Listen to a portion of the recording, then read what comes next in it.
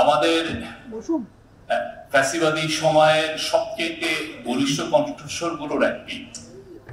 তারা তাদের অ্যাডভার্টাইজমেন্টকে কেড়ে নেওয়া হয়েছে, তাদের সাংবাদিকদেরকে নিপীড়ন করা হয়েছে, কেউ কেউ পালিয়ে অন্য দেশে চলে যেতে বাধ্য হয়েছেন। কারো আমি জানি যে একটা ছেলের পায়ে ডেকে এনে থানায় তার হাঁটু বরাবর গুলি করা হয়েছিল, উনি পঙ্গু হয়ে গেছেন।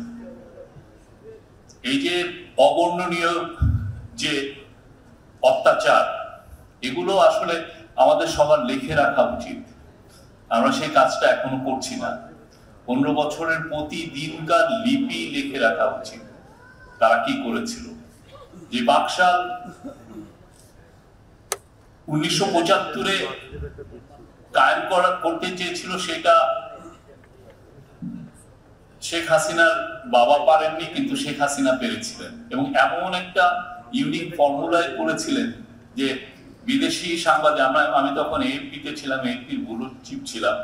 বিদেশি সাংবাদিক আসলে তাদেরকে বলছে, দেখো বাংলাদেশে 10,000 ওয়েবসাইট আছে, বাংলাদেশে 3,000 নিউজ পেপার আছে, 500 পিরিয়ডিক্যালস মানে ম্যাগাজিন আছে, টিভি আছে 30, 40, 50টার মতো।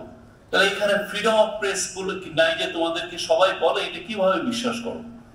আমি অনেকগুলো এই ব্রিফিং এ ছিলাম, সেই ব্রিফিং এ এই কথাগুলো বলতো তাদের যারা স্পোকসম্যান ছিল, তাদের তথ্য মন্ত্রণালয়ে তথ্যমন্ত্রী, এরা এই কথাগুলো বলতো। যে কথা হচ্ছে যে এই সবাই মিলে একই কথাই তো বলছিল, সমস্ত নিউজ পেপার একই সুরে একই বয়ান তৈরি করছিল। সেই সময় নয় দিগন্ত এবং 2-1টা নিউজ পেপার দাঁড়িয়েছিল, মানে ওই সময় দাঁড়িয়ে থাকাটাই ছিল সবচেয়ে বড় জিহাদ।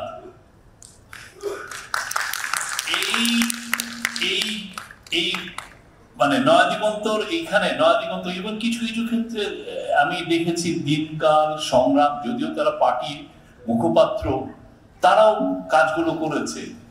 ছোট ছোট স্টোরিগুলো যেগুলোর আমরা এক ধরনের বর্ণনা মেজর নিউজ পেপারে পাচ্ছি, এদের কাছ থেকে আমার একই স্টোরির আমরা ডিফারেন্ট টেক পাচ্ছি। এবং ওই সময় বর্ণনা করাটাও ওই বর্ণনা পাওয়াটা খুব জরুরি ছিল, নাহলে আমি ডকুমেন্টেশন করবো কিভাবে?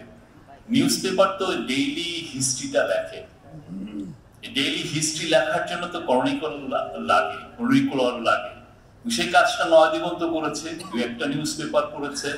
এবং এই যে নয় দিগন্তের যে সংগ্রামী ভূমিকা, এটা আমাদেরকে রিমাইন্ড করে যে একটা দেশের জন্য, একটা বিপ্লবের জন্য নিউজ পেপার কতটা জরুরি। আমি প্রত্যেকটা অপোজিশন পার্টি সবাই সাফার করেছিলেন, কারো একটা ইংরেজি ডেইলি ছিল না। আপনার কথাটা লেখা কোনো ইংরেজি ডেইলি ছিল না, সেটা বিএনপিরই হোক, জামাত ইসলামীর হোক, যে কোনো অপোজিশন পার্টির হোক। আপনার ইংরেজিতে আপনি যে কথাটা লিখতে চান, যেটা আমাদের এম্বাসির, ওয়েস্টার্ন এম্বাসির যারা পড়ুয়া লোকজন আছেন, যারা পুরো রিপোর্ট ব্যাক তাদের ওয়াশিংটনে বা ব্রাসেলসে বা আপনি লন্ডনে যারা রিপোর্ট পাঠান, তারা তো কোনো ইংরেজি ডেইলি, ইংরেজিগুলো সবই একই টাইপের কথা লিখেছে সেই সময়। আপনাদের একটা ইংরেজি ডেইলি ছিল না। আমরা যারা ইন্টারন্যাশনাল নিউজ এজেন্সিতে কাজ করেছি, আমরা কয়টা রিপোর্ট করি? মাসে 30টা রিপোর্ট, তো প্রতিদিন তো হাজার হাজার রিপোর্ট আসছে। আমি এমন কোন গ্রাম পাই নাই যেখানে বিএনপির লোকরা মানে অ্যাক্টিভিস্টরা জেল খাটেন নাই, যার 10টা, 15টা, 20টা, 300টা, 400টা কেস এক একজনের এগেইনস্টে। ওরা গ্রামের থেকে এসে ঢাকায় উবার চালাচ্ছেন, রিক্সা চালাচ্ছেন। কি ভয়াবহ একটা সময় গিয়েছে। কিন্তু এই গল্পগুলো ইংরেজি পত্রিকায় আসাটা খুব ইম্পর্টেন্ট ছিল, খুবই দরকারি ছিল না, ওই সময় ছিল না। তা আমি বলে করবো যে আপনারা যারাই পলিটিক্যাল পার্টি করেন, যে ইয়ে করেন, সবার বয়ানের জন্য আপনার দ্বিভাষিক আপনার লাগবে। আপনি যে ইয়ে করেন, আপনি 1920s এর দিকে দেখেন, আমাদের যারা শেরে বাংলা বা এই সময় এই সময় আপনার নিউজ পেপার দেখেন, মুসলিম লীগের অনেকগুলো পত্রিকা ছিল। শেরে বাংলাকে সাপোর্ট করার জন্য 1937 থেকে 1947 পর্যন্ত অনেকগুলো নিউজ পেপার ছিল। আমাদের এখানে এই জিনিসগুলো আমরা ভুলে গিয়েছিলাম, এবং ফলে যেটা হয়েছে যে একই জবান, একই ন্যারেটিভ চাপিয়ে দেওয়া হচ্ছে। আপনাকে আপনার নিউজপেপার, যে নিউজপেপার পড়ছেন সেই নিউজপেপার আপনাকে শিখাচ্ছে আপনি আপনাকে ঘৃণা করার জন্য, যে আপনি যে কাজটা করতেছেন অন্যায় করছেন। আপনি যে অপোজিশন, আপনি যে অ্যাক্টিভিজম করাটা যে খুব ন্যায়সঙ্গত একটা, আপনার প্রোটেস্ট করাটা যে এটা একটা আপনার ন্যায়ের পার্ট, সেই জিনিসটা আপনাকে ঘৃণা শিখাচ্ছে। না, আপনি ওই প্রোটেস্ট করাটা এটা ইলিগাল, এটা ঠিক না।